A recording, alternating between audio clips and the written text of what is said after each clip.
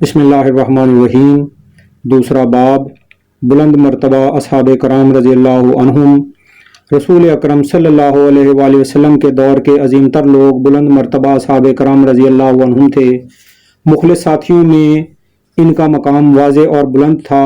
ان میں سے کچھ لوگ رسول اللہ صلی اللہ علیہ وآلہ وسلم کے عزیز و اقارب تھے، اور کچھ لوگ وہ تھے جو کہ کلمہ اسلام پڑھ کر رسول اللہ صلی اللہ علیہ وآلہ وسلم کے جانثاروں میں شامل ہوئے۔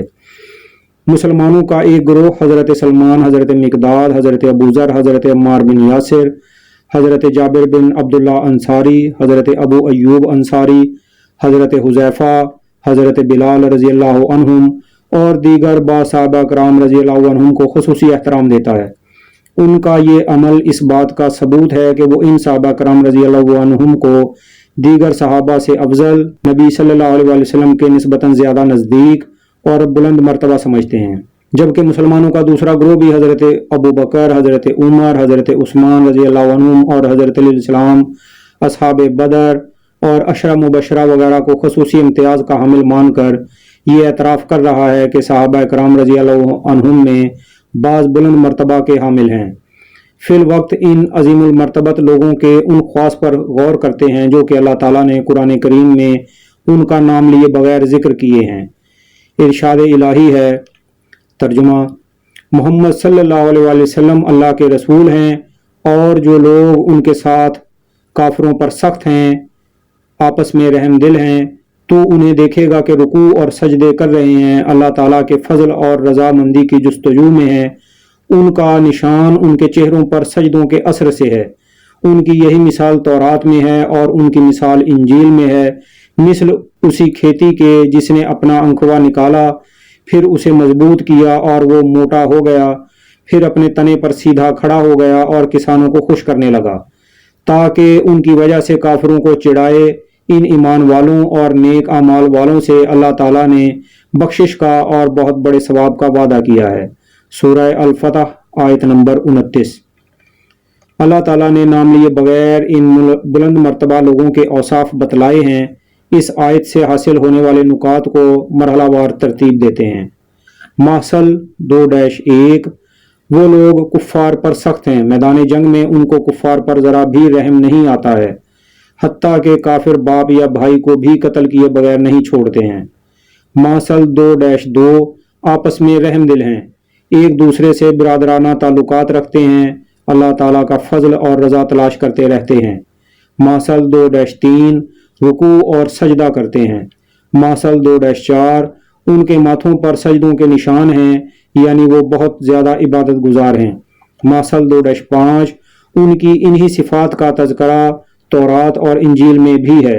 یہاں یہ بات ذہن نشین رہے کہ اللہ جل جلالہ کے فرمان کے مطابق ممدوحین میں یہ تمام صفات بیک وقت موجود ہیں، لہذا جن مفسرین نے ان صفات کو فردن فردن ایک ایک صحابی میں بانٹا ہے، انہوں نے تفسیر بالرائے کی ہے، اور اس طرح کی تفسیر کی کوئی اہمیت نہیں ہوتی۔ کفار پر سخت ہونے کا ہرگز یہ مطلب نہیں ہے کہ وہ اصحاب کرام رضی اللہ عنہم ہر وقت اور بغیر کسی وجہ کے کفار کو نقصان پہنچانے کی کوشش کرتے رہتے تھے، بلکہ جس طرح رسول کریم صلی اللہ علیہ وآلہ وسلم ہر ممکن طریقہ سے کفار کو حق کی طرف بلاتے تھے، اسی طرح رسول اللہ صلی اللہ علیہ وآلہ وسلم کے مخلص صحابہ کرام رضی اللہ عنہم بھی تبلیغ کی کوشش کیا کرتے تھے، جیسا کہ آئندہ آنے والے دوسرے باب کے محصل 2-14 میں اس بات کی دلیل موجود ہے۔ اور یہ واضح ہے کہ تبلیغ کے لیے سختی نہیں بلکہ نرمی اختیار کرنا چاہیے، جیسا کہ اللہ تعالیٰ کا فرمان ہے، ترجمہ: نصیحت کے ساتھ بلائیے اور ان سے بہترین طریقے سے گفتگو کیجیے، یقیناً آپ کا رب اپنی راہ سے بہکنے والوں کو بھی بخوبی جانتا ہے اور وہ راہ یافتہ لوگوں سے بھی پورا واقف ہے۔ سورہ النحل آیت نمبر 125۔ کفار سے میدان جنگ میں سختی ہی کی جانا چاہیے، لیکن جنگ کے علاوہ عام حالات میں بھی اگر ان سے دشمنی اور نفرت روا رکھی جائے گی تو اس متذکرہ بالا آیت پر عمل درآمد یعنی نصیحت کرنا اور بہترین طریقہ سے گفتگو کرنا کی نوبت ہی نہ آ سکے گی۔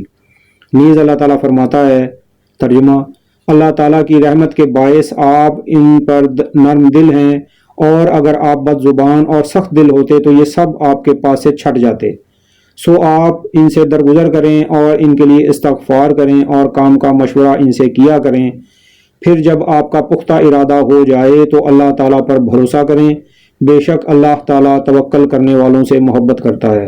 سورہ آل عمران آیت نمبر 159۔ اس آیت سے علم ہوتا ہے کہ کفار کا اسلام لانا تو ایک طرف رہا، اگر رسول کریم صلی اللہ علیہ وآلہ وسلم سخت مزاج اور سخت زبان ہوتے تو آپ صلی اللہ علیہ وآلہ وسلم کے اپنے ساتھی بھی آپ صلی اللہ علیہ وآلہ وسلم سے دور ہو جاتے۔ اللہ تعالیٰ کی رحمت سے آپ صلی اللہ علیہ وآلہ وسلم نرم دل اور کریم و شفیق تھے، سو آپ صلی اللہ علیہ وآلہ وسلم کی تبلیغ بھی کامیاب رہی۔ گویا کفار پر سختی کا صاف صاف مطلب یہی ہے کہ وہ میدان جنگ میں کفار پر ذرا بھی رحم نہیں کھاتے، جبکہ عام حالات میں ان سے تعلقات اور دوستیاں بھی نہیں رکھتے، اور نہ ہی ان سے بیجا دشمنی اور نفرت روا رکھ کر تبلیغ کے عمل میں رکاوٹ ڈالتے ہیں۔ محصل 2-2 میں اللہ تعالیٰ کے فضل کی تلاش کی بات ہوئی تھی۔ حلال رزق کمانا اسی فضل کی تلاش کا حصہ ہے، جیسا کہ اللہ تعالیٰ فرماتا ہے۔ ترجمہ: پھر جب نماز ہو چکے تو زمین میں پھیل جاؤ اور اللہ کا فضل تلاش کرو اور بکثرت اللہ کا ذکر کیا کرو تاکہ تم فلاح پاؤ۔ سورہ الجمعہ آیت نمبر 10۔ محصل 2-6 وہ اللہ تعالیٰ کا فضل تلاش کرتے ہیں، رزق حلال کماتے ہیں، دوسروں کے آگے ہاتھ نہیں پھیلاتے ہیں۔ بعض ایسے لوگ موجود تھے جو کسب حلال کرنے کے بجائے مانگ تانگ کر اپنا گزارا کرتے تھے، لیکن ستم دیکھیے کہ ان کے اس عمل کو ان کی فضیلت سمجھ لیا جاتا ہے۔ ایک اور جگہ ارشاد الہی ہے۔ ترجمہ: اور جو مہاجرین اور انصار سابق اور مقدم ہیں اور جتنے لوگ اخلاص کے ساتھ ان کے پیرو ہیں، اللہ ان سب سے راضی ہوا اور وہ سب اس سے راضی ہوئے، اور اللہ نے ان کے لیے ایسے باغ مہیا کر رکھے ہیں جن کے نیچے نہریں جاری ہوں گی، جن میں ہمیشہ رہیں گے، یہ بڑی کامیابی ہے۔ سورہ التوبہ آیت نمبر 100۔ محصل 2-7 مہاجرین اور انصار میں سے اللہ تعالیٰ کے نسبتاً زیادہ نزدیک وہ ہیں جو اسلام لانے میں سبقت لے گئے ہیں، اللہ ان سے راضی اور وہ اللہ جل جلالہ سے راضی ہیں۔ لیکن اس کا یہ مطلب ہرگز نہیں کہ اب انہیں اللہ تعالیٰ اور اس کے رسول اللہ صلی اللہ علیہ وآلہ وسلم کے احکامات کی اطاعت کرنے کی ضرورت نہیں رہی، بلکہ وہ دوسرے مومنین و اصحاب سے زیادہ احکامات پیغمبر اکرم صلی اللہ علیہ وآلہ وسلم پر عمل کرنے کے لیے ہمیشہ تیار رہتے تھے۔ لہٰذا ایسے لوگ جو بظاہر سابق الاسلام ہیں لیکن اطاعت پیغمبر صلی اللہ علیہ وآلہ وسلم سے نکل گئے، وہ اس منصب رضی اللہ عنہم و رضوا عنہ کے لائق نہیں رہے، جیسا کہ اگلی آیات میں بیان ہوگا انشاءاللہ۔ محصل 2-8 مہاجرین اور انصار میں سے جن لوگوں نے والسابقون الاولون کا مرتبہ پایا، ان کی عمدہ طریقہ پر پیروی کرنے والے بھی اللہ تعالیٰ کے نزدیک پسندیدہ ہیں۔ ایک اور جگہ ارشاد الہی ہے۔ ترجمہ: جو لوگ ایمان لائے اور ہجرت کی اور اللہ کی راہ میں جہاد کیا اور جنہوں نے پناہ دی اور مدد پہنچائی، یہی لوگ سچے مومن ہیں، ان کے لیے بخشش ہے اور عزت کی روزی۔ سورہ الانفال آیت نمبر 74۔ سابقہ آیت میں والسابقون الاولون کا ذکر کیا گیا تھا، اس آیت میں المؤمنون حقا کے اوصاف ذکر کیے جا رہے ہیں، اور یہ ظاہر ہے کہ والسابقون الاولون کے مرتبہ پر فائز لوگ بدرجہ اولا المؤمنون حقا ہیں۔ گویا ہمیں صاف صاف بتایا جا رہا ہے کہ محصل 2-9 حقیقی مومنین کی نشانیاں یہ ہیں کہ وہ ایمان لائے، ہجرت کی اور اللہ تعالیٰ کی راہ میں جہاد کیا۔ ان کے ساتھ وہ لوگ بھی شامل ہیں جو ایمان لائے، مہاجرین کو عملی طور پر خوش آمدید کہا یعنی انصار، اور جہاد کیا۔ آیت میں انصار کے لیے الفاظ پناہ دی اور مدد پہنچائی سے یہ نہیں سمجھ لینا چاہیے کہ اب ان کے لیے ایمان لانا یا جہاد کرنا ضروری نہیں رہا۔ جس طرح انصار کے لیے استثناء صرف ہجرت کا ہے، ایمان لانے اور جہاد کرنے کے الفاظ آیت میں نہ ہونے کے باوجود ان اعمال کا انجام دینا انصار کے لیے مومن ہونے کی دلیل ہے۔ اسی طرح والسابقون الاولون کے لیے ایمان لانا، جہاد کرنا اور دیگر واجبات پر عمل کرنا بھی بے حد ضروری ہے، لہذا سابقہ آیت میں بیان کی گئی صفت کی یہاں تصدیق ہو گئی کہ والسابقون الاولون کے مرتبہ پر فائز لوگوں کو بھی احکامات پیغمبر صلی اللہ علیہ وآلہ وسلم پر عمل کرنا لازم ہے، اور ان احکامات میں جہاد کرنا اہم ترین امر ہے۔ ویسے یہ بات عقل سلیم رکھنے والے ہر فرد کے لیے بغیر کسی دلیل کے واضح اور روشن ہے۔ نیز ارشاد الہی ہے۔ ترجمہ: بلا شبہ اللہ تعالیٰ نے مسلمانوں سے ان کی جانوں کو اور ان کے مالوں کو اس بات کے عوض میں خرید لیا ہے کہ ان کو جنت ملے گی، وہ لوگ اللہ کی راہ میں لڑتے ہیں جس میں قتل کرتے ہیں اور قتل کیے جاتے ہیں۔ اس پر سچا وعدہ کیا گیا ہے تورات میں اور انجیل میں اور قرآن مجید میں، اور اللہ سے زیادہ اپنے عہد کو کون پورا کرنے والا ہے؟ تو تم لوگ اپنی اس بیع پر جس کا تم نے معاملہ ٹھہرایا ہے خوشی مناؤ، اور یہ بڑی کامیابی ہے۔ سورہ توبہ آیت نمبر 111۔ ایک اور آیت ہے، ترجمہ: وہ ایسے ہیں جو توبہ کرنے والے، عبادت کرنے والے، حمد کرنے والے، روزہ رکھنے والے یا راہ حق میں سفر کرنے والے، رکوع اور سجدہ کرنے والے، نیک باتوں کی تعلیم کرنے والے اور بری باتوں سے باز رکھنے والے اور اللہ کی حدوں کا خیال رکھنے والے ہیں، اور ایسے مومنین کو آپ خوشخبری سنا دیجئے۔ سورہ توبہ آیت نمبر 112۔ ماسل 2-10۔ کتنی عظیم ہستیاں ہیں وہ جن سے اللہ تعالیٰ نے ان کے جان و مال خرید لیے ہیں، اب ان کی جان اور مال اللہ تعالیٰ کے لیے وقف ہو چکے ہیں، لہذا جن سے اللہ تعالیٰ کا رسول صلی اللہ علیہ وسلم ان کی مرضی پوچھے بغیر ان کی جان کو اپنی حفاظت کے لیے استعمال کرے، وہ اس آیت کا اولین مصداق ہیں، جبکہ جن سے اللہ تعالیٰ کا رسول صلی اللہ علیہ وسلم ہجرت جیسے نازک موقع پر اونٹنی بھی ہدیتاً لینے کے بجائے قیمتاً خریدے، وہ اس خطاب سے باہر ہیں۔ نیز جو لوگ اپنی جان کو اللہ تعالیٰ کو فروخت کر چکے ہیں وہ میدان جہاد سے ایک لمحہ کے لیے بھی ہرگز فرار نہیں کریں گے، کیونکہ ان کی جان تو اب ان کی اپنی رہی ہی نہیں ہے کہ اللہ جل جلالہ کی نافرمانی کرتے ہوئے اسے بچانے کی فکر کریں۔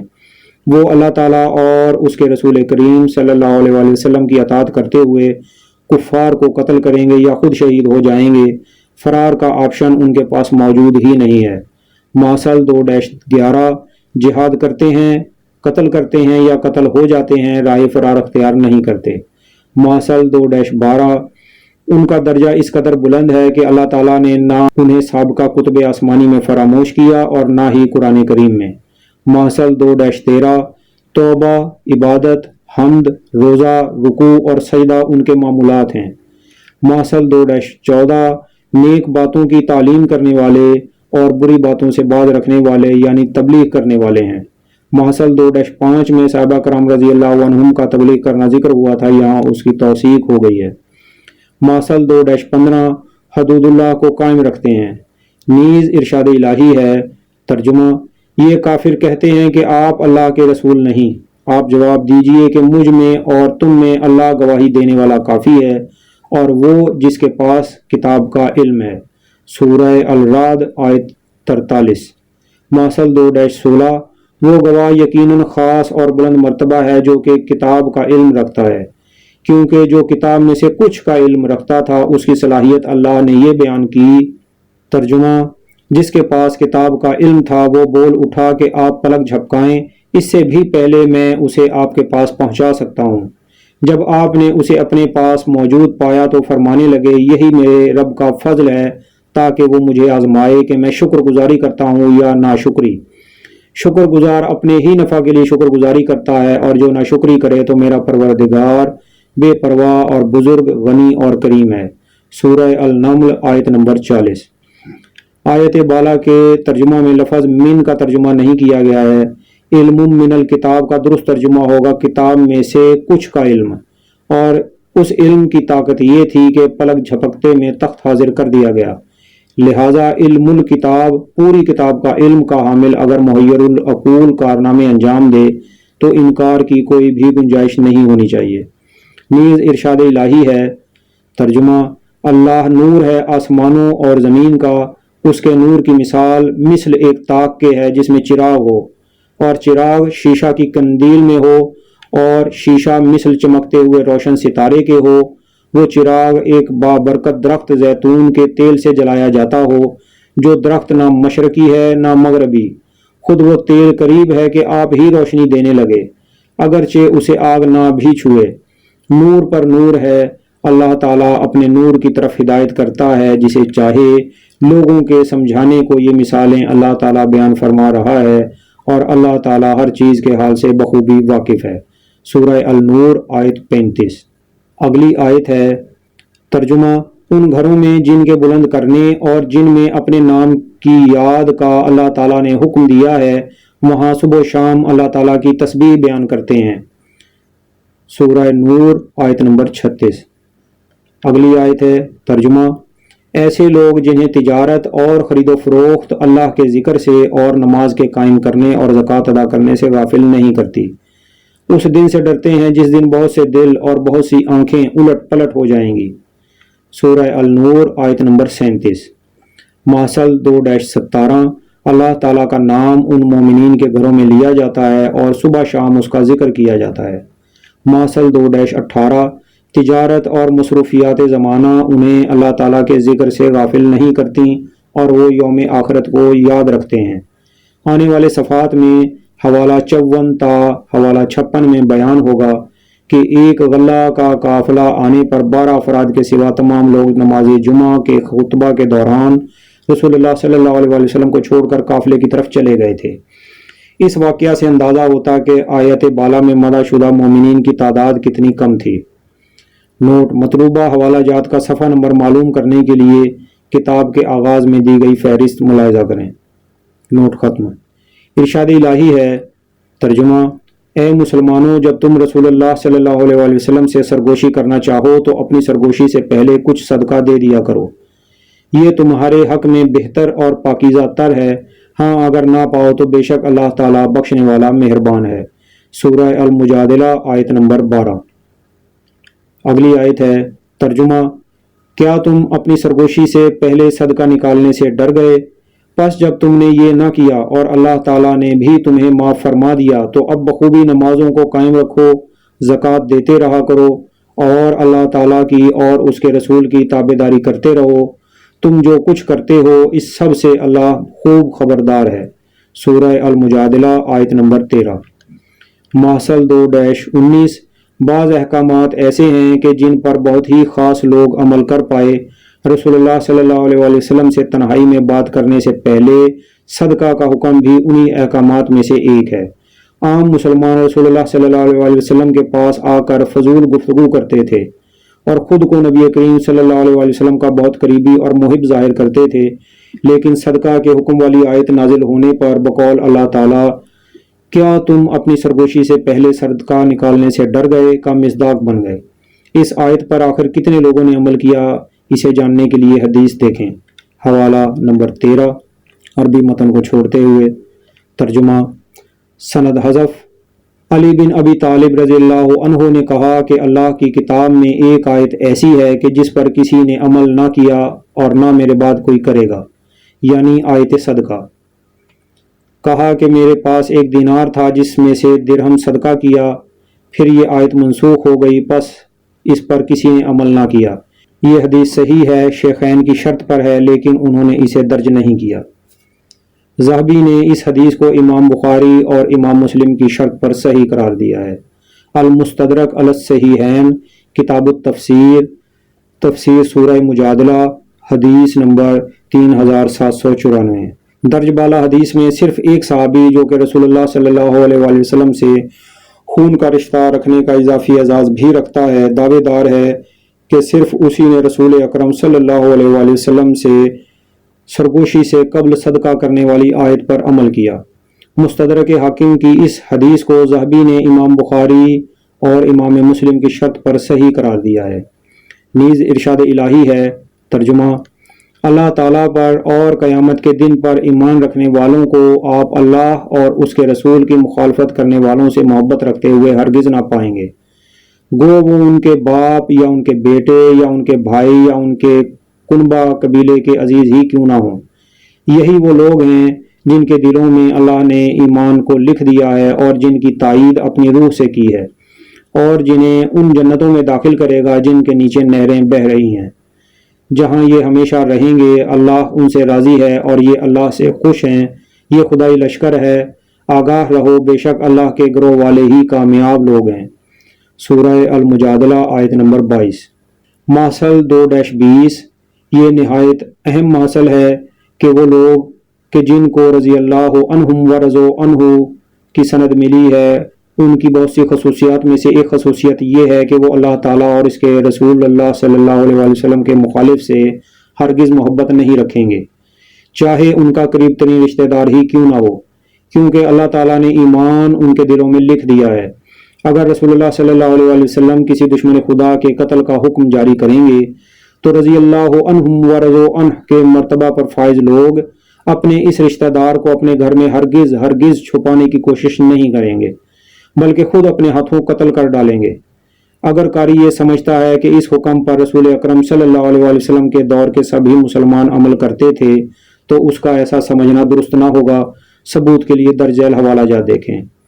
حوالہ نمبر 14، عربی متن کو چھوڑتے ہوئے ترجمہ سند حذف۔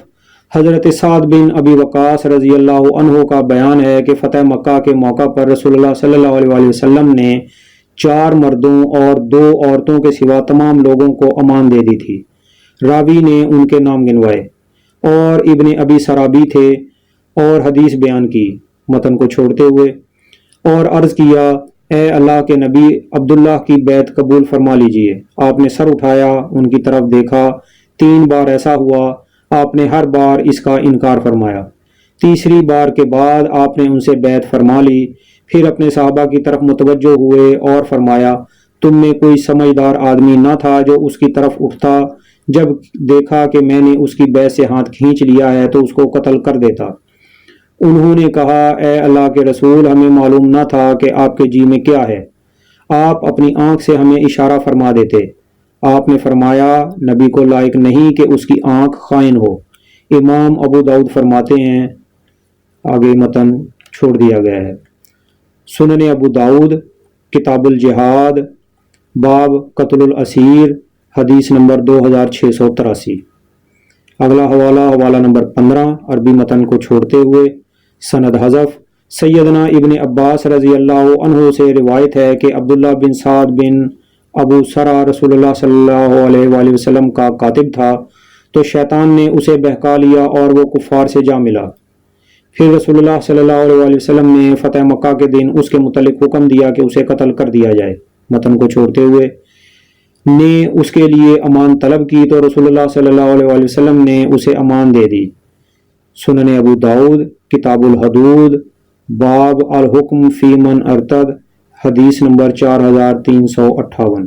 اگلا حوالہ نمبر 16، عربی متن کو چھوڑتے ہوئے ترجمہ سند حذف۔ حضرت سعد بن ابی وقاص رضی اللہ عنہ سے روایت ہے کہ جب فتح مکہ کا دن آیا تو عبداللہ بن سعد بن ابو سرا متن کو چھوڑتے ہوئے کہ ہاں چھپ گیا، پھر متن چھوڑتے ہوئے اسے لے آئے حتیٰ کہ نبی صلی اللہ علیہ وآلہ وسلم کے سامنے لا کھڑا کیا اور درخواست کی، اے اللہ کے رسول، عبداللہ سے بیعت لے لیجئے۔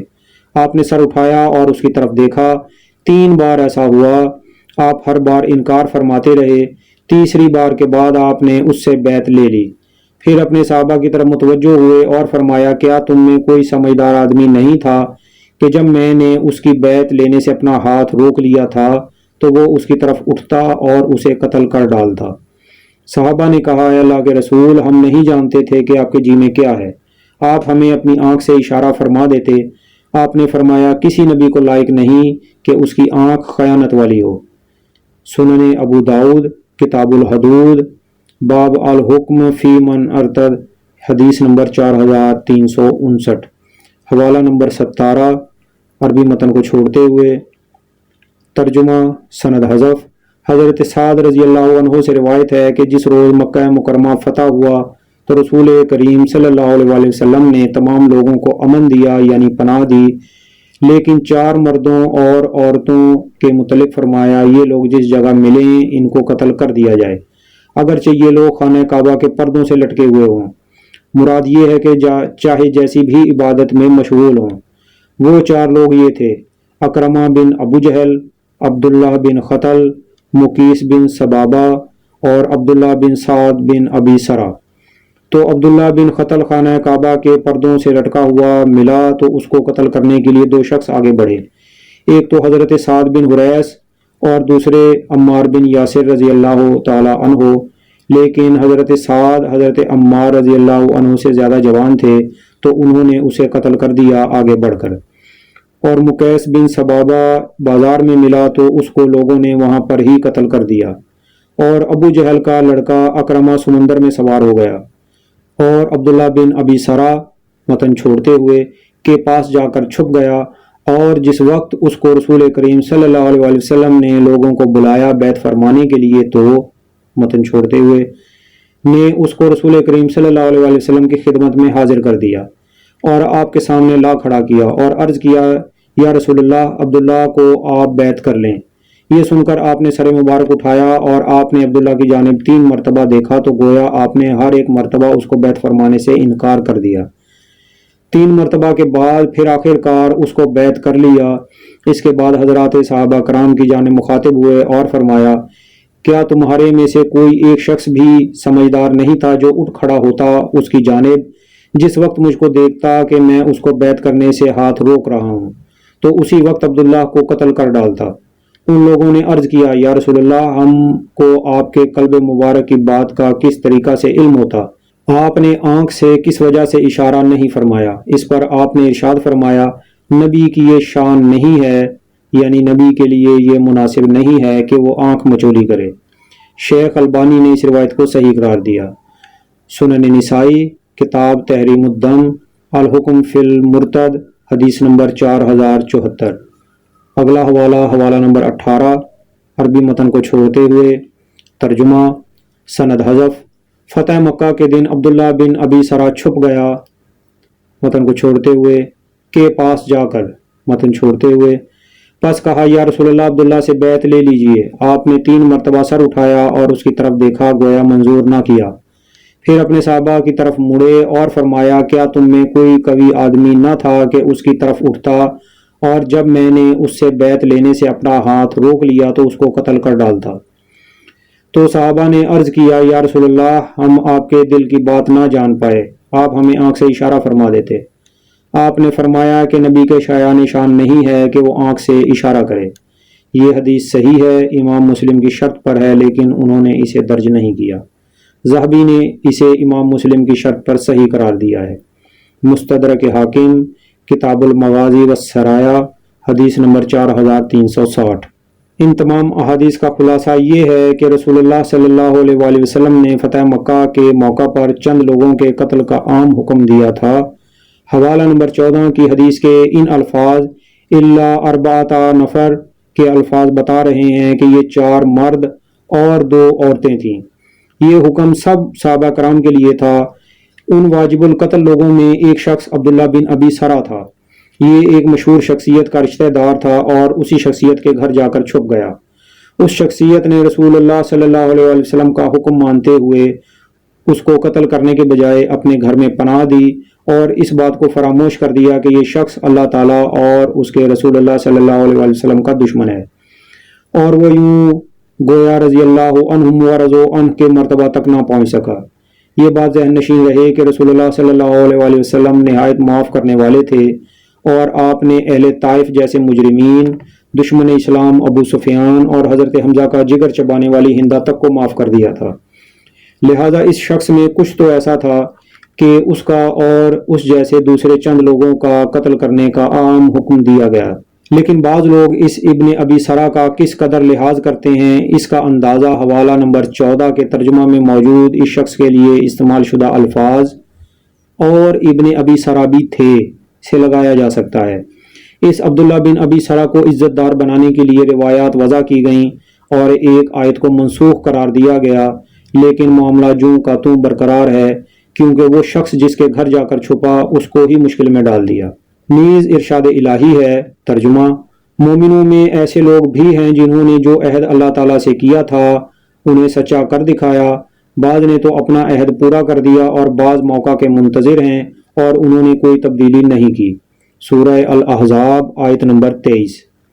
عہد کو سچا کرنے سے مراد جہاد کرنا ہے جیسا کہ اللہ تعالیٰ کا فرمان ہے۔ ترجمہ اور جو لوگ ایمان لائے وہ کہتے ہیں کوئی صورت کیوں نازل نہیں کی گئی؟ پھر جب کوئی صاف مطلب والی صورت نازل کی جاتی ہے اور اس میں قتال کا ذکر کیا جاتا ہے تو آپ دیکھتے ہیں کہ جن لوگوں کے دلوں میں بیماری ہے وہ آپ کی طرف اس طرح دیکھتے ہیں جیسے اس شخص کی نظر ہوتی ہے جس پر موت کی بے ہوشی طاری ہو۔ پس بہت بہتر تھا ان کے لیے فرمان کا بجا لانا اور اچھی بات کا کہنا، پھر جب کام مقرر ہو جائے تو اللہ کے ساتھ سچے رہیں تو ان کے لیے بہتری ہے۔ سورہ محمد آیت نمبر 20 اور آیت نمبر 21۔ ماسل 2-21 سچے مومن وہ ہیں جنہوں نے اللہ تعالیٰ سے اپنی جان کی قیمت پر دین کی نصرت کا وعدہ کیا اور پھر اسے یا تو پورا کر دیا اور شہید ہو گئے، اور یا پھر پورے خلوص سے منتظر ہیں اور اپنے وعدہ میں کوئی تبدیلی نہیں کی۔ میدان جہاد سے فرار کرنے والے اس انعامی مدح سے محروم ہیں، اگرچہ ان کو معافی مل جائے، کیونکہ معافی مل جانے سے سزا تو بے شک معاف ہو سکتی ہے مگر انعام نہیں ملا کرتا۔ میدان جہاد سے کتنے لوگ فرار کرتے رہے ہیں اس کا ذکر آئندہ احادیث میں آئے گا۔ نیز اللہ تعالیٰ فرماتا ہے، ترجمہ: کیا تم نے حاجیوں کو پانی پلا دینا اور مسجد حرام کی خدمت کرنا اس کے برابر کر دیا ہے جو اللہ پر اور آخرت کے دن پر ایمان لائے اور اللہ کی راہ میں جہاد کیا؟ یہ اللہ کے نزدیک برابر نہیں ہے، اور اللہ تعالیٰ ظالموں کو ہدایت نہیں دیتا۔ سورہ توبہ آیت نمبر 19۔ اگلی آیت ہے، ترجمہ: جو لوگ ایمان لائے، ہجرت کی، اللہ کی راہ میں اپنے مال اور اپنی جان سے جہاد کیا، وہ اللہ کے ہاں بہت بڑے مرتبہ والے ہیں اور یہی لوگ مراد پانے والے ہیں۔ سورہ توبہ آیت نمبر 20۔ محصل نمبر 2-22 حجاج کی خدمت اور بیت اللہ کی تولیت ایک کم تر درجہ ہے۔ محصل نمبر 2-23 زیادہ بلند بات اللہ تعالیٰ پر اور روز آخرت پر ایمان لانا ہے اور اللہ تعالیٰ کے راستہ میں ہجرت کرنا اور جانی و مالی جہاد کرنا ہے۔ ان تمام اعمال کو انجام دینے والے بڑے درجہ کے اہل ہیں۔